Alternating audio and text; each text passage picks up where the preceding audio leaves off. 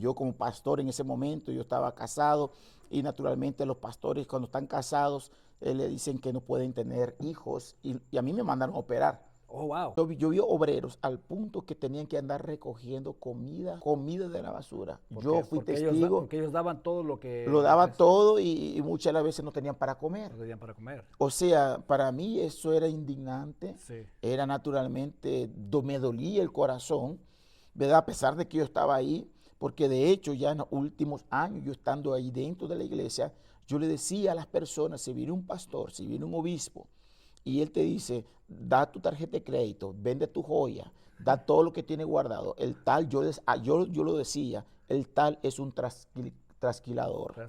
Le dijo al pastor que si daba todo su ahorro, y el pastor le dijo que sí, que tenía que dar todo su ahorro. Como yo tenía el acento muy fuerte de ellos, me Como recuerdo que, brasileño. A ver, díganos un poquito de a ver. gracias a Deus, estamos aquí en la iglesia. Sí. Ok, ok. Aquí tenemos al pastor Jorge Escorcia. Le voy a dar el tiempo a él para que él se identifique, pues él se presente y vamos a hablar acerca de ese tópico que les va a gustar mucho. A ver, hermano. Hola, ¿qué tal? Como Dios los bendiga, soy el pastor Jorge Escorcia y vamos a estar hablando un testimonio de donde realmente vengo yo como pastor y así sucesivamente, pastor. Así sucesivamente. A ver, cuéntenos, pastor, Jorge, cómo yo me interesó hacerle esta entrevista porque escuché, ¿verdad?, de que usted había salido de la iglesia Pare de Sufrir, la famosa iglesia Pare de Sufrir, que muchos de ustedes que nos están mirando tendrán preguntas si están, ¿qué creen ellos? ¿Qué se mueve adentro, verdad? Uno escucha que son muy pedinches, que la manta sagrada, que la flor de no sé qué, que el aceite de Israel, ¿verdad? Y curioso que todos los líderes que están ahí, yo siempre me he preguntado, pastor Jorge, son brasileños, Sí, hablan correcto. portugués o tienen ese acento. Y cuando supe que usted fue pastor de ahí, porque él nos va a platicar, usted no es de Brasil, No, no soy brasileño. pero puede hacer ese acento, ¿verdad? Sí, bueno, Entonces, a ver, platíquenos y empiece ahí. primeramente soy de nacionalidad nicaragüense, Ah, muy bien. pero cuando yo entré a la iglesia universal, como todo el mundo en ese momento, yo no conocía del Señor, yo fui allá y pues me impactó realmente todo lo que ellos hacían, porque cuando una persona, yo digo impactar en el sentido, digo impactar en el sentido de una persona que desconoce por completo la palabra de Dios. Entonces, Claro. una persona que no conoce la palabra fue impactado cuando ellos comenzaban a usar ciertos métodos dentro de la iglesia. ¿Usted se metió a la iglesia allá en Nicaragua o aquí en Estados Unidos? No fue aquí en los Estados Unidos, me Wow. recuerdo, incluso todavía me acuerdo de la fecha, fue un 28 de marzo de 1993. Wow. Ya tiene esos añitos, Ya ¿verdad? tengo sí, Ajá. ya 31 años desde entonces. Y cuando usted se metió a la iglesia para de sufrir, ¿esa fue su primera experiencia religiosa en cristianismo o ya había conocido antes la iglesia evangélica, digamos así? No era mi primera iglesia, entre comillas, evangélica, Ujú. porque ellos se llaman, se dicen ser pseudocristianos también Sí, ellos, así es. ¿verdad? Porque sí te predican la palabra de Dios y pues en lo que usted habló es cierto. Yo fui, primeramente pues me bauticé por las aguas, acepté a Jesucristo, todo es relativo, bien parecido a una iglesia cristiana. Claro. Solo que la iglesia tiene muchas doctrinas, Ok.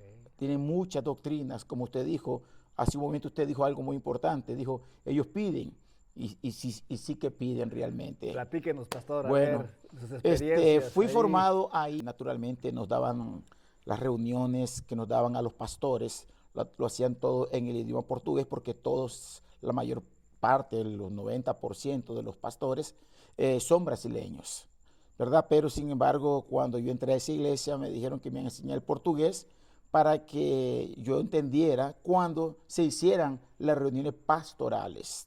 Entonces, ¿cómo trabaja la Iglesia Universal? La Iglesia Universal trabaja con campañas y no evangelísticas.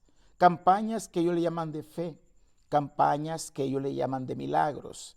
Y estas campañas donde ellos trabajan es cada mes. O sea, que agarran un texto de la Biblia. Un texto de la Biblia. Por ejemplo, para darte una idea, Sí, sí, sí. la pesca de los 153 grandes peces. Ajá. Sí. Entonces, con esa predicación, ellos vienen y comienzan a enseñar a sus filigreses a que ellos tienen que dar esa cantidad de dinero porque así va a ser grande la pesca de bendición sobre ellos. O sea, el enfoque de ellos en cualquier, van a usar versículos o pasajes de la Biblia para que enfocarse en que tienen que dar. Correcto. Ese es el asunto. El enfoque de ellos es bíblico, Wow. pero como se dice en hermenéutica, agarran un texto como pretexto, pero naturalmente está fuera del contexto. Fuera de contexto. ¿Por qué? Porque Dios nos mandó realmente para que la iglesia esté fomentando, esté haciendo esto, porque eso es aprovechar y abusar realmente de la inocencia de las personas al no conocer la palabra de Dios. Entonces, ¿qué quiere decir esto? El dinero ahí es todo el tiempo. Cada mes se hace campaña, y no incluyendo las famosas campañas de Israel que se hace a mitad de año y a final de año. O sea, julio y diciembre son las famosas campañas de Israel. Campañas de Israel. De ¿Qué quiere Israel. decir eso, pastor? Campaña de Israel quiere decir que el pueblo tiene que sacrificar. Wow. Tiene que sacrificar cantidades grandes de dinero, dar 3,000, 4,000, otros han dado 40,000, otros dan $20,000. Le dicen a las personas que si ellos dan esa cantidad de dinero, ellos van a progresar, ellos van a obtener su residencia, ellos van a obtener las peticiones. O sea, en otras palabras, también utilizan como no quiero hablar así, la manipulación, no quiero usar esa palabra, o sería otra palabra más suave, pero sería como manipulación, ¿verdad? Porque es un lavado de cerebro para que la persona dé. So, está cada mes y cada 6 meses. Correcto. Wow. Cada 6 meses hacen esa campaña de Israel. Campaña de Israel. Hace la campaña de Israel con ese objetivo, porque como se supone, ¿no?, que ellos dicen que las campañas son para que el pueblo sea bendecido. Y realmente, como le digo, hay muchas otras cosas. Por ejemplo, yo como pastor en ese momento, yo estaba casado y naturalmente los pastores cuando están casados le dicen que no pueden tener hijos y a mí me mandaron a operar. Oh, wow, wow. Yo me operé, me hice la vasectomía, ¿verdad? Porque me explicaron que el por qué. Entonces, yo dije, ¿por qué no? Dije yo, sí, ¿verdad? Me operé porque era de la forma que ellos trabajan. Pero me di cuenta después que muchos obispos, porque ahí se compone de obispos.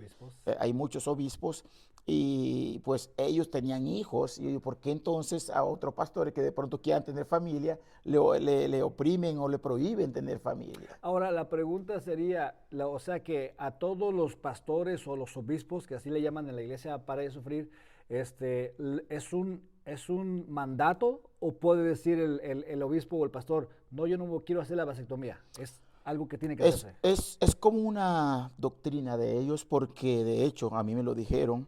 De hecho, cuando yo estuve en Miami, me mandaron para Miami a pastorear allá. Okay. Allá fue donde yo me hice la vasectomía.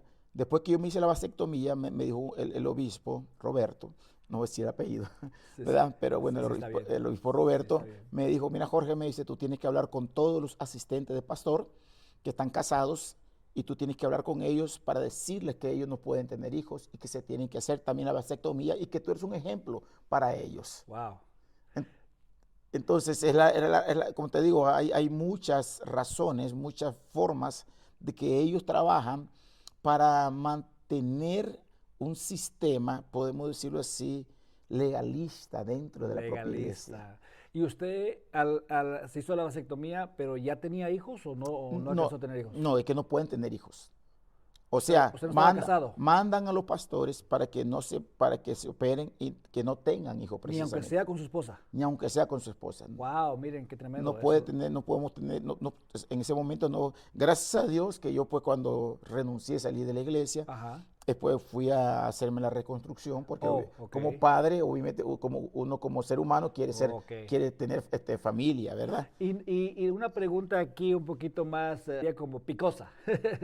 Este, ¿también no sería que ellos no quieren que el pastor o el obispo ande embarazando muchachas que no tengan problemas legales así? ¿O es solamente doctrina como No, esto es más que nada como doctrina pastoral en el con núcleo pastoral. esa es su regla de Si es ellos? la regla de ellos, que a Wow. todo asistente de pastor joven que está recién casado, Aunque esté y casado. aunque esté casado, a todos los que están casados sí le mandan a que tienen que hacerse la vasectomía Wow. para tener hijos, porque naturalmente ahí les sale, creo que una de las formas o métodos para ellos es que les sale más caro, porque el pastor obviamente lo mandan, porque en esa iglesia otra cosa que tienen es que a los pastores lo mueven, lo rotan cada cierto tiempo. Por ejemplo, yo estuve aquí en California, en la iglesia Para y Sufrir, yo estuve en 15 ciudades diferentes pastoreando. Estuve en la iglesia de San Francisco, estuve en la iglesia de Southgate, estuve en la iglesia de Reseda, estuve pastoreando en la iglesia de Sur Centro de Los Ángeles, estuve en la iglesia de Los Ángeles, estuve en la iglesia de Santa Ana, estuve 2 veces aquí en la iglesia de San Bernardino del Pare de Sufrir, estuve en Chula Vista, estuve en la ciudad de Escondido, en todos los lugares donde tiene iglesias, hacen que los pastores se queden cierta temporada. O sea, que el pastor está, puede ser que esté 10 meses, puede ser que esté 4 meses, puede ser que esté una semana, puede ser que esté 2 años. Me mandaron a mí a Miami, estuve 2 años en Miami. Me mandaron a Texas, estuve 4 meses en Texas. Me mandaron a mí para Toronto, estuve 1 año en Toronto yo. Con la iglesia Pare de Sí, Sufrir. con la iglesia Pare de Sufrir. Entonces, ellos tienen esa metodología de, podemos decir así, de mover a los pastores.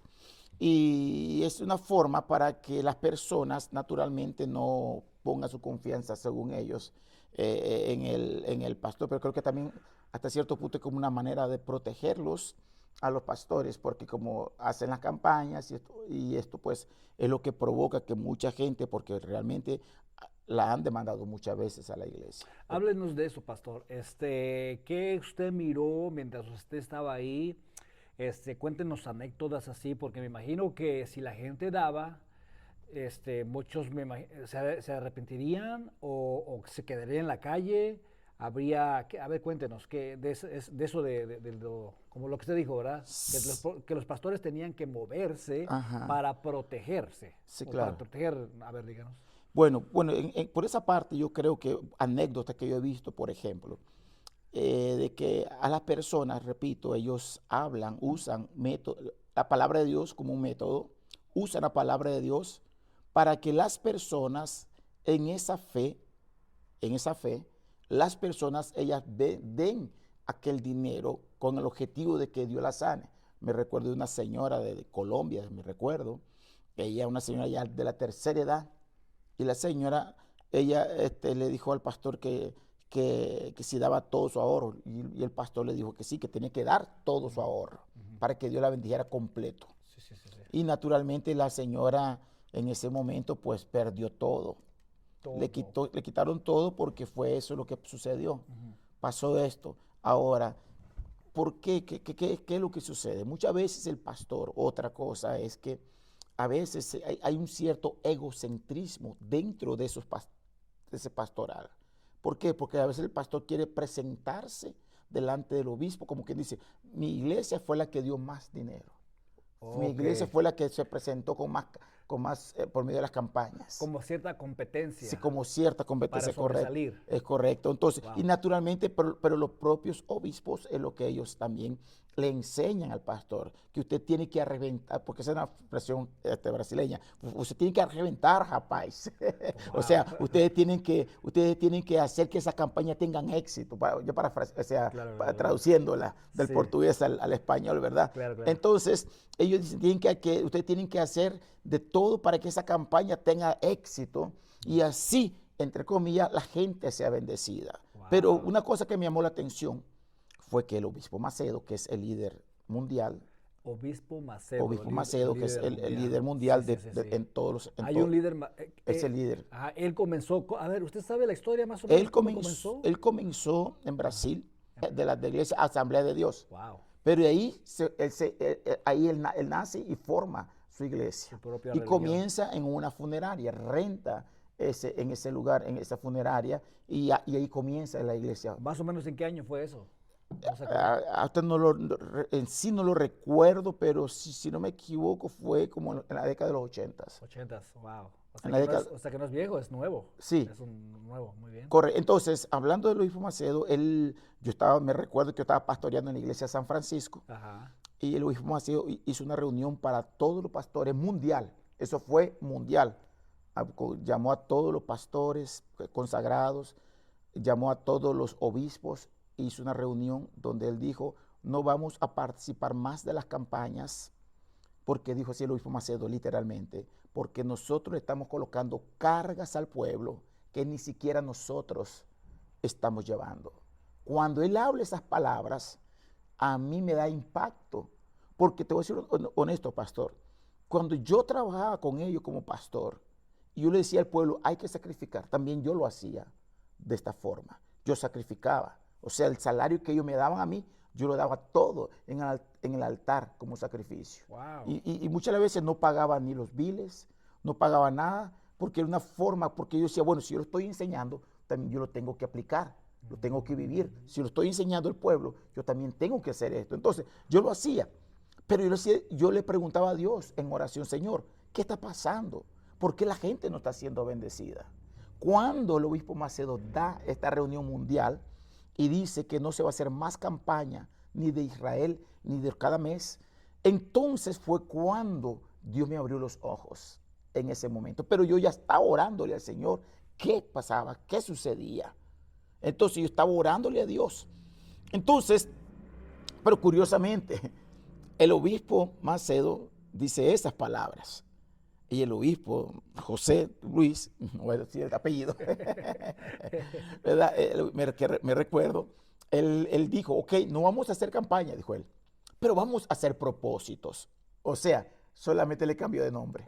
De campaña a propósito. Siguió la misma pedidera. Porque era la misma tónica de 10,000, de 5,000, era la misma tónica. Entonces, cuando esto sucede, yo le dije a Dios, Señor, yo quiero que tú me muestres realmente cuándo tengo que salir de este lugar, porque yo ya sentía que no era mi lugar realmente. Ya Dios me estaba mostrando que no era un lugar correcto. Ya el Espíritu Santo, cada vez que agarraba la palabra, cada vez que metía la palabra, leía la palabra, Dios me confrontaba cuando yo estaba directamente con ellos. Pero a veces también ellos tienen una enseñanza que le decían a los pastores y a la congregación, que ellos tenían que aprender las cosas buenas y que las malas las desecharan. Entonces yo lo tomaba de esa forma yo. Yo muchas veces, no, quizás que son cosas malas, entonces las voy a desechar, las cosas buenas las voy a tomar. Y así relativamente me convertí en un pastor donde estuve 10 años, fui pastor consagrado. Ahí la Iglesia Universal comienza primero con miembro, después de miembro se le llaman los obreros, que le llaman los obreros, los ujieres, pero le llaman obreros. Después del obrero está el asistente, que le llaman auxiliar de pastor. El auxiliar de pastor, después está el pastor consagrado y también y la jerarquía máxima es obispo. Obispo, o sea, la jerarquía. Entonces a mí me consagraron en el año 1998 como pastor consagrado aquí en California. Wow. Ok, y hablando de esa señora colombiana, ¿usted se acuerda más o menos cuánto perdió ella? Bueno, fueron alrededor de $60,000. $60,000. Y eso es un ejemplo. Sí, ese es un ejemplo. De varios. Y de hecho, hay muchos obreros, porque yo fui pastor de obreros de esas iglesias. Sí. Que entonces estaba encima de varias personas. Sí, correcto. Entonces, tenía jerarquía ahí. cuando se mandó al pastor predicar a los obreros que tienen que hacer campañas, que tenían que ser los principales ejemplos para la congregación.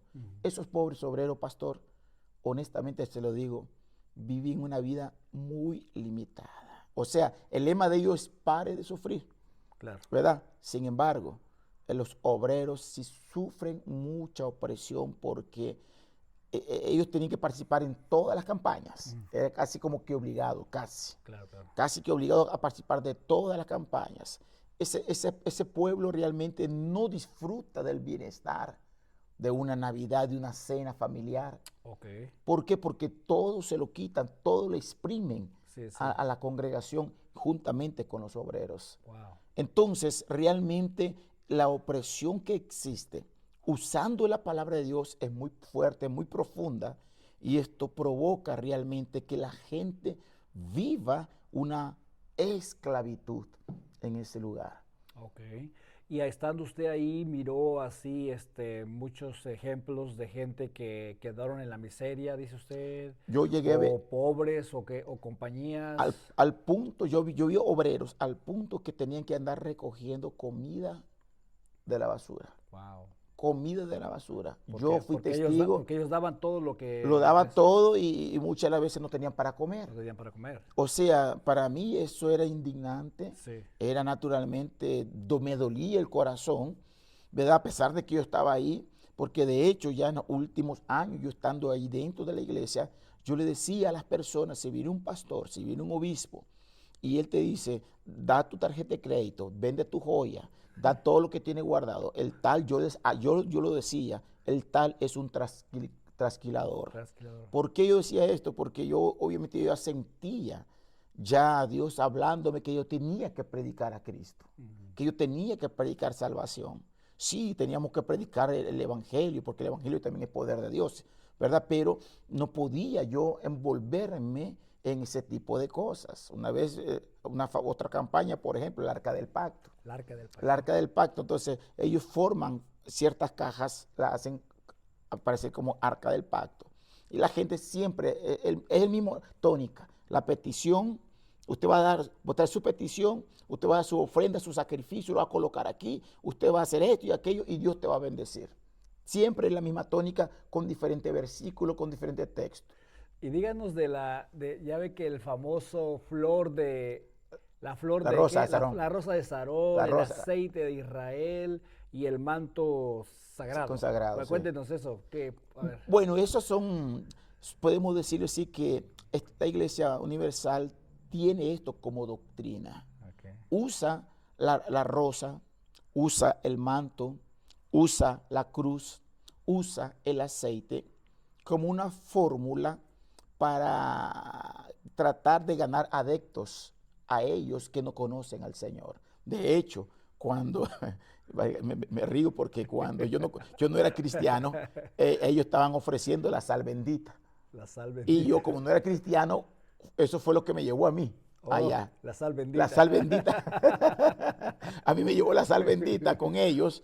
Entonces, ellos lo usan, todos estos elementos, la sal, el agua, porque también usan el agua, usan el aceite, la rosa, pedazos de mantos. Ellos lo usan como una forma doctrinal para poder seducir, podemos decirlo así, a las personas, porque sí, ellos tienen mucho poder en dinero.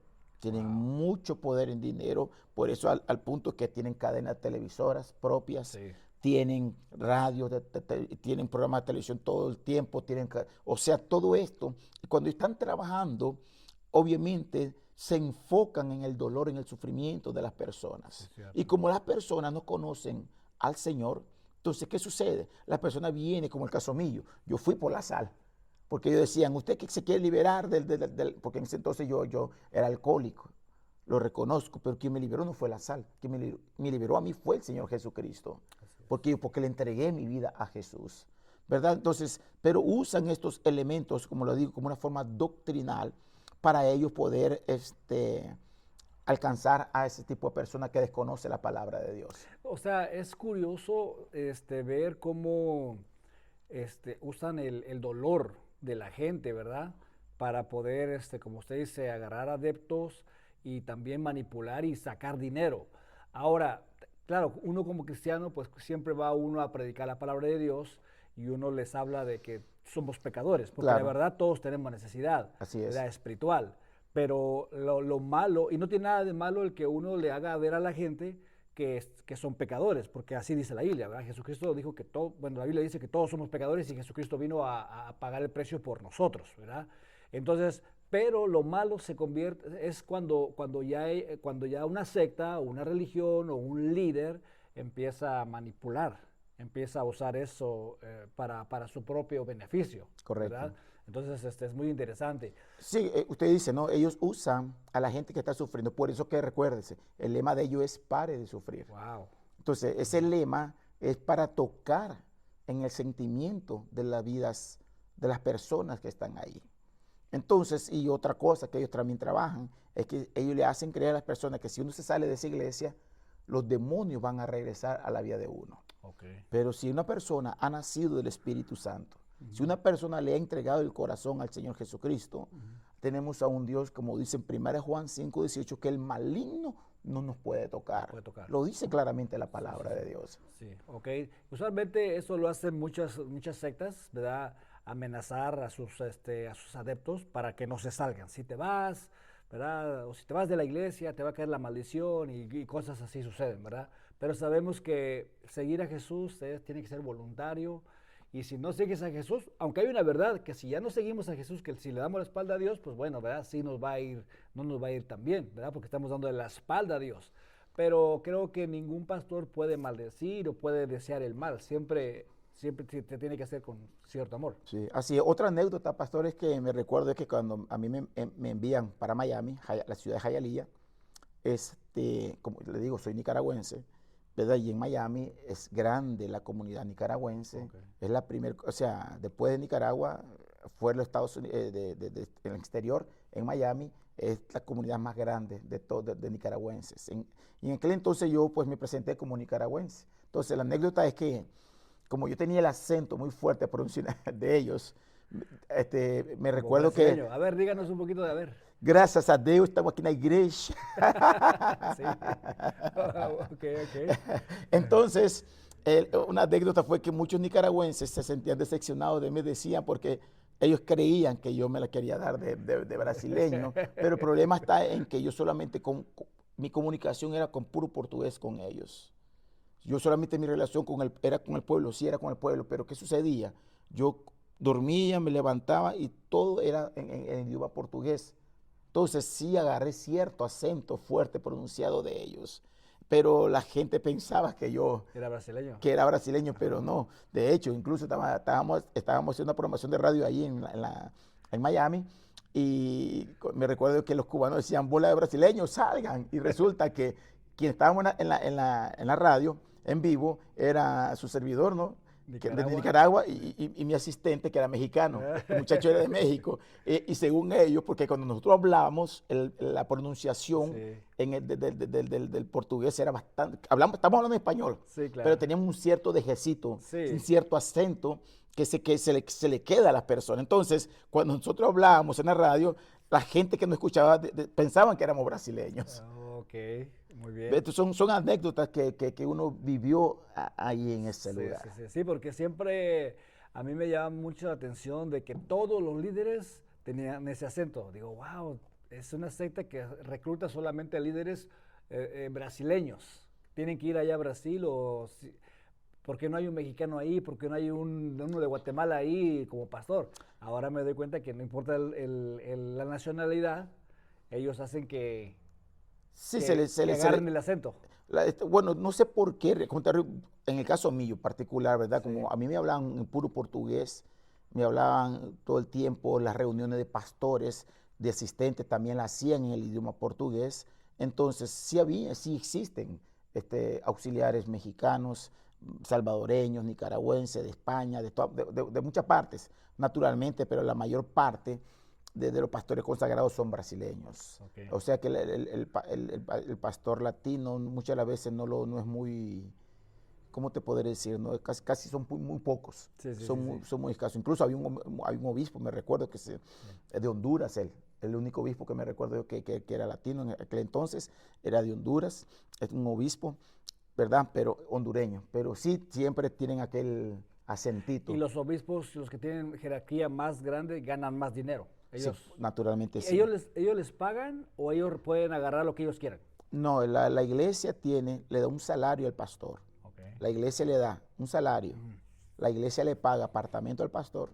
La iglesia le da un carro nuevo al pastor para que se mueva, ¿verdad? Y lo único que hace el pastor es, del salario que la iglesia le da, pues él paga solamente los biles del apartamento. Ok. Y Ok. ahí la iglesia es la que pone los edificios, es la que pone todo realmente.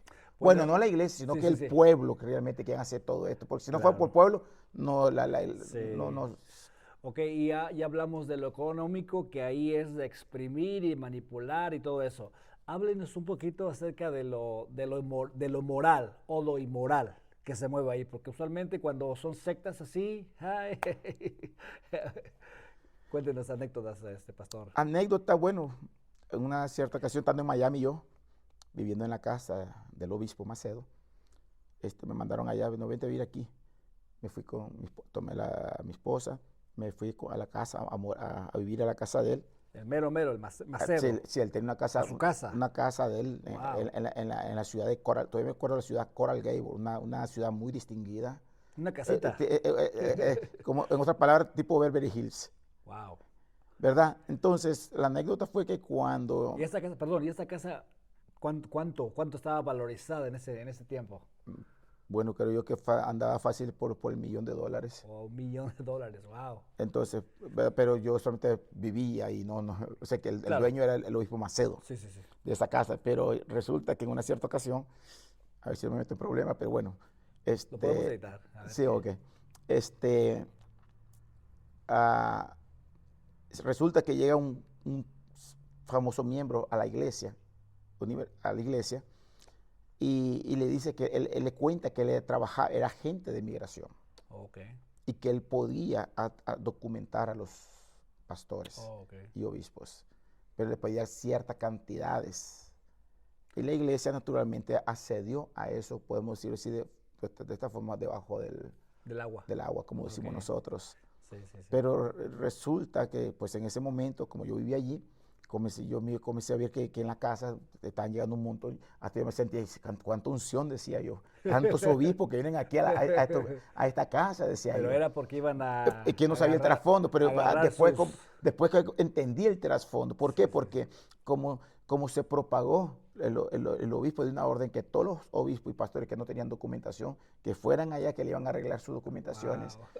Wow. Son anécdotas, como le digo, Sí, que yo vi, ¿verdad? Que no debería ser realmente como pastor, porque como nosotros como pastores tenemos que tener moral, claro, ética y claro. buscar un abogado para hacerlo todo de forma Sí, sí, sí, como sí. debe de ser, Sí. ¿verdad? Pero bueno, ¿qué sucedió? Que la persona le hizo fraude a la iglesia, a todos ellos, porque Y no claro, les arregló aunque, nada. aunque no arregló nada, porque fue una Entonces sí persona, lo podemos poner en el video porque no arregló nada. sí, no Ajá. arreglaron nada, fue un fraude total, Sí, completo, y donde iban prácticamente millones de dólares claro. ahí porque eran muchos pastores, muchos obispos que estaban llegando, se supone allá, para que les dieran su tarjeta de residencia Sí, sí, sí, sí. y a otros le daban ciudadanía, Sí, sí. pero que Pero fue falso. naranjas. O sea, hicieron algo que es indebido realmente. Claro. Yo creo que también otra cosa que es muy común, que se miraba mucho, era así que a veces habían personas que pues creo que como en todas las iglesias, eso sí es normal, ¿verdad? Que muchos pastores caen en adulterio. Esa es la que le preguntaba. Ajá, Sí. había muchos que Inmoralidad sexual. sí, cuando ellos caían en esta situación así, muchas de las veces lo que hace la iglesia, en aquel entonces lo hacía así, ¿verdad? Era que ellos, si la persona se quería divorciar, se divorciaba y lo volvían a casar a la persona. O sea, sí le permitían Sí, le permitían sí, divorciarse, divorciarse. casarse. A unos los corrían por completo y a otros le daban oportunidades, ¿verdad? Pero sí siempre eso es creo que en todas las iglesias existe, no es, Sí. ¿verdad? Pero bueno, es parte Bueno, más, yo digo que más en las sectas, porque si ya están con manipulaciones de dinero y fraudes y todo eso, pues ya en lo sexual e inmoralidad sexual, pues muchas veces cubren, o como usted dijo, va, permiten los divorcios, correcto. ¿verdad? Sin embargo, pues nosotros como cristianos, ¿verdad? si una persona cae y se arrepiente, pues nosotros, ¿verdad?, lo restauramos, no lo condenamos, no le decimos divórciate y ya, sino que tratamos de que siempre la unidad, pero a veces no se puede, pero todos sí entiendo. Sí. Ok, ok. Pues sí, y así es. Y o sea, son muchas, como te fueron 10 años que yo tuve Ajá. de pastor. Sí. Fueron 10 años, como le digo, estuve en 15 ciudades de aquí de California, de diferentes ciudades, pastoreando en diferentes ciudades. Ok.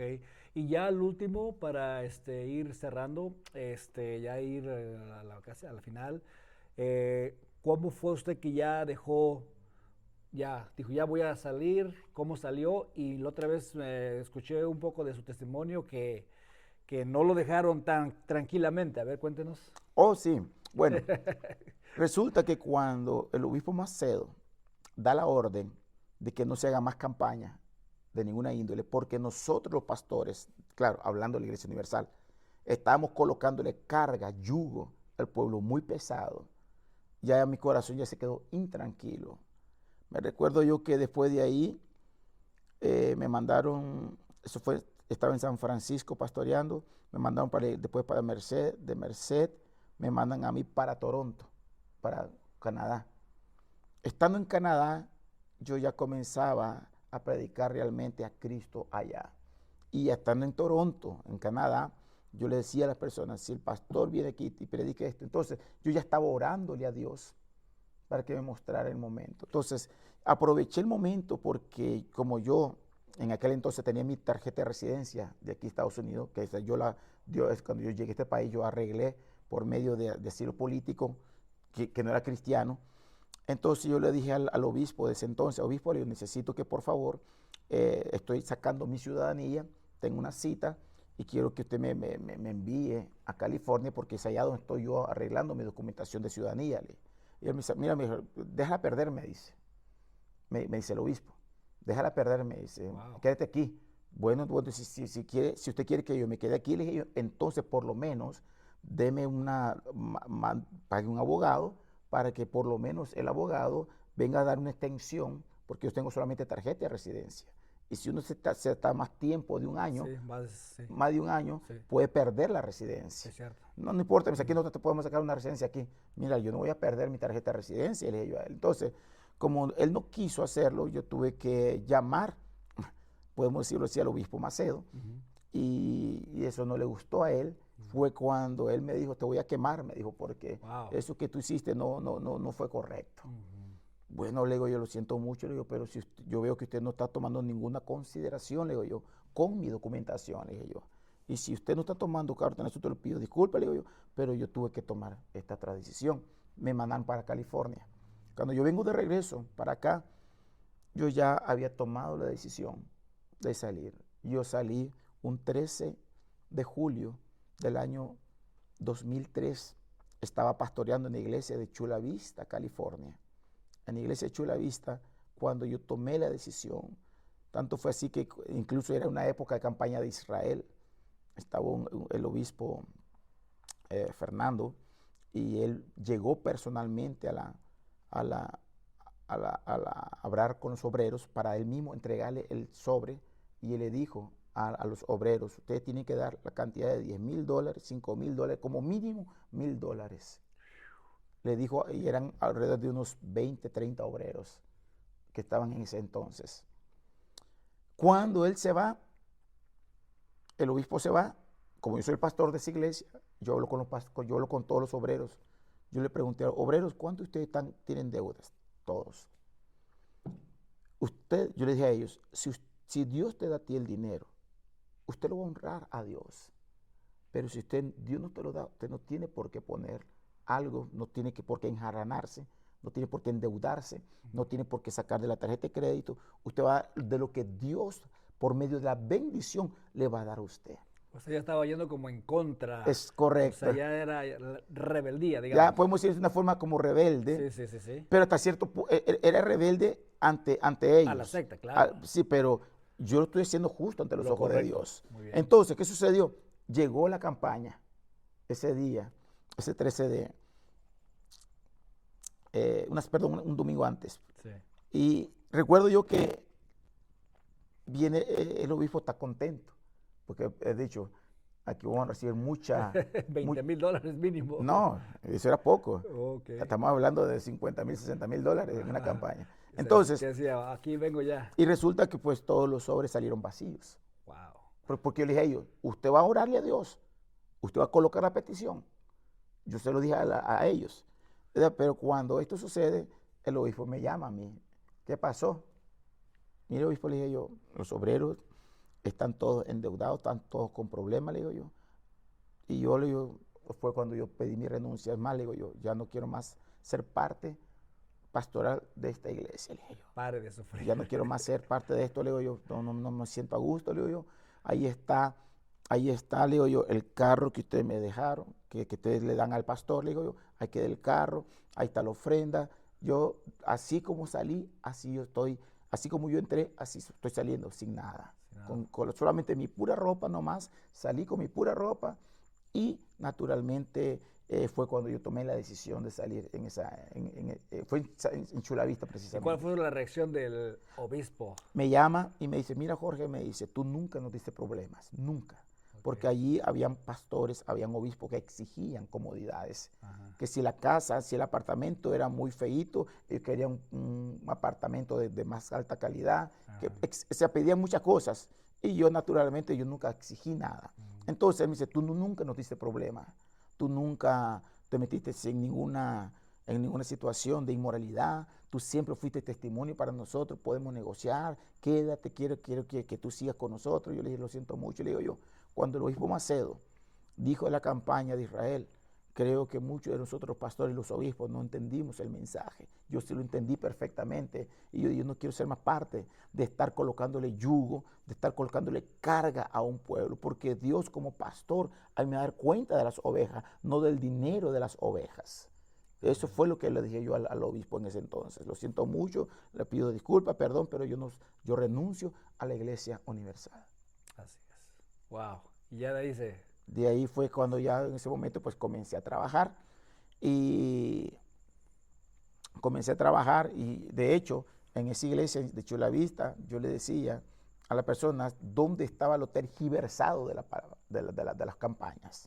Por ejemplo, yo le decía a la congregación, me mandaron a predicar que íbamos a hacer la campaña de los cerdos.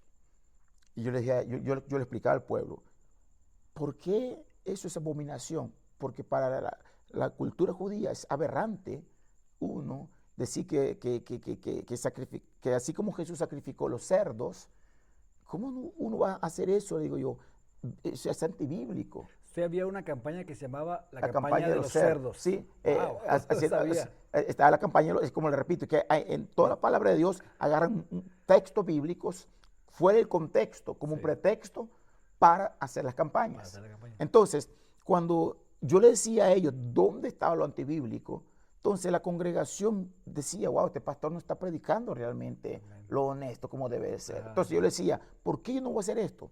Porque primero, el cerdo es una aberración ante el pueblo judío. Sí. Segundo, porque eso no va, ¿cómo yo voy a pedirle dinero sabiendo que si yo te voy a dar un texto bíblico y por ese texto, si usted me lo está escuchando a mí y te doy este texto bíblico, usted no puede creer porque te estoy dando un texto fuera del contexto. Ajá. Entonces, esto a la gente comenzó a, podemos decirle así, a gustar de la forma sincera. Yo quiero enseñar a ustedes a Cristo, la palabra de Dios, sin adulterar la palabra. Y ellos empezaron a ver que usted ya estaba siendo rebelde a la secta, pero siendo fiel a Dios. Sí, yo prefería obedecer a Dios antes que a los hombres. Pero la iglesia que usted estaba haciendo eso era todavía iglesia para sufrir. Sí, era para sufrir, correcto. Entonces yo dije, Señor, yo renuncio a esto, como se lo dije al obispo, se lo dije a Dios. Y yo le dije a Dios, creo yo que me voy para Miami. Ahí agarré un trabajo para mientras cuando yo estaba en San Diego, en Chula Vista. Y yo me quedé ahí en Chula Vista mientras recogí dinero, según yo, para irme para Miami, porque quería irme a vivir allá. Sí. Pero bueno, Dios no quería eso porque Dios ya tenía planes para mi vida ministerial. Yo pensé que iba a ser un mujer en una iglesia, pero me dijo, Dios, no te quiero mujer, quiero que sigas siendo mi siervo. Amén. Y pues naturalmente una vez que Dios me llama al llamado, le hice caso al Señor y pues aquí estamos. Empezó a pastorear iglesia, una iglesia o iglesias. Sí, comencé a pastorear, en ese momento comencé a pastorear en Chula Vista. Era otra iglesia, ya no era para eso. Ya no era para eso, Fred. Ok. Ya comencé a pastorear en una iglesia en Chula Vista. De ahí habían, pues, como yo era de esa iglesia, del Para de Sufrir, la gente me conocía. Y cuando me veían a mí en otra plataforma, en otra ya dimensión que ya no era más, comenzaron a preguntarme, ¿verdad? Entonces, como ya conocían mi vida pastoral, muchas personas comenzaron a buscarme de Anaheim y aquí en San Bernardino. Wow. Entonces yo comencé en ese momento a hacer grupos. Comencemos en casas, en casa de hermanos. Como aquí en San Bernardino comenzamos en la casa de una hermana Lupita, en Anaheim comenzamos en la casa de hermana María Elena, Ok. y así comenzamos y así fue como se nace. Trabajé en esta iglesia Caminando con Jesús. ¿Y ya los de Pare de Sufrir lo dejaron tranquilo o qué? Oh, A ver, de- ¿qué pasó? Porque una no vez- creo que me hayan dejado, sí, ya No, vete, ya, mira. Me faltaba eso, ¿verdad? A ver. Como dice la cerecita en el pastel. Entonces yo estaba ya tenía como unos 4 o 6 meses que yo había renunciado. Yo estaba pastoreando en cierto lugar. Y cuando yo estoy pastoreando un día miércoles, todavía me recuerdo, eran las 7 de la noche, estaba terminando el servicio de la noche, cuando entran 6 pastores a la iglesia, Puros brasileños. puros brasileños. No. Entran y comienzan ellos a amenazarme. Wow. Me dijeron que yo no tenía unción, que yo no tenía el llamado. Y comienzan a decirme un montón de cosas y que me iban a echar a la policía. Enfrente de la gente que estaba Sí, todavía enfrente ahí. de la gente. Y yo le dije, ¿de qué me acusan ellos a ellos? No, porque tú estás haciendo vandalismo en nuestras iglesias, estás derramando aceite en nuestras iglesias. Entonces yo le dije a ellos, mira, se me hace ilógico, le digo, porque si para derramar el aceite en la iglesia de ustedes, yo prefiero derramarlo en la cabeza de mi pueblo para que Dios bendiga al pueblo, le decía yo así a ellos. Ese es el verdadero entonces, aceite. entonces ellos llegaron a amenazarme, Ajá. llegaron con amenazas. Yo le dije a ellos, dígale a la policía que yo estoy aquí todos los miércoles, todos los viernes y todos los domingos. Si quiere la dirección y teléfono, con todo gusto también se lo doy. Porque yo, mi corazón y mi conciencia están limpia, no he cometido ningún delito de ninguna índole. Lo único que yo hice era predicar la palabra de Dios sin adulterarla. Claro. ¿Y de ahí se fueron o qué De- hicieron ellos? No, de ahí pues, que me amenazaron, todo eso, ellos ya se fueron ya. ¿Y fue la última vez que los miró o hubo más? No, fue la última vez, pero naturalmente pasaron muchos años y todavía seguía hablando allá de mi persona. Ellos Le, seguían le hablando de decían, usted. le decían a sus filigreses Ok. que yo me había hecho alcohólico, Ok. que yo me había Lo estaban destruido. poniendo en mal. Sí, me estaban poniendo en mal, que Ajá. yo era alcohólico, que yo era esto, que yo aquello. O sea, le decían mentiras a las personas para que Ajá. no, Para dañarlo. para que dañara la imagen Dañar mía. su imagen. Correcto. Ok, muy bien. Bueno, pues esto ha sido muy interesante.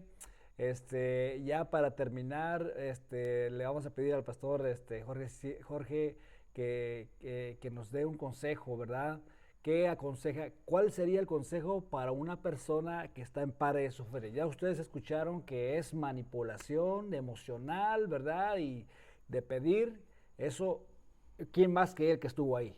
Entonces, a ver, pastor Jorge, ¿qué usted podía recomendar o decirle ¿cómo se dice? Un advice a una persona o una familia que se sentía igual que usted, ¿verdad? Y que no quiere dar el paso de salir o tiene miedo. ¿Usted qué podría dar el consejo? El consejo que yo le doy a usted, que ha estado ahí por mucho tiempo, como también yo fui pastor por mucho tiempo ahí. Yo fui pastor de 10 años en la Iglesia Universal. Pero el consejo que yo le doy a aquellas personas que de pronto se han dado cuenta que la iglesia solamente está fundada en el dinero y no en Jesucristo, que no tenga miedo, no tenga temor salir de ella. Cuando yo salí de la Iglesia Universal, primera cosa que yo hice fue ir a estudiar, a sacar la teología, mi licenciatura, para no ser más engañado. Y esto provoca que muchas personas vivan una vida limitada. En vez de parar de sufrir, siguen sufriendo, porque ustedes son testigos. Se lo dice a alguien que fue pastor de esa iglesia por 10 años. Usted que ha estado ahí, yo sé que hay cierto temor que le han infundido a ustedes para que se mantenga. Yo te recomiendo que busque una iglesia saludable. Así es que esa es mi recomendación. Dios lo bendiga. Amén. Muy bien, pues aquí les saluda el pastor Arturo Fernández y le damos gracias a Dios, The Mexican Preacher. Así que Dios le bendiga y nos vemos para la otra. Disfruten.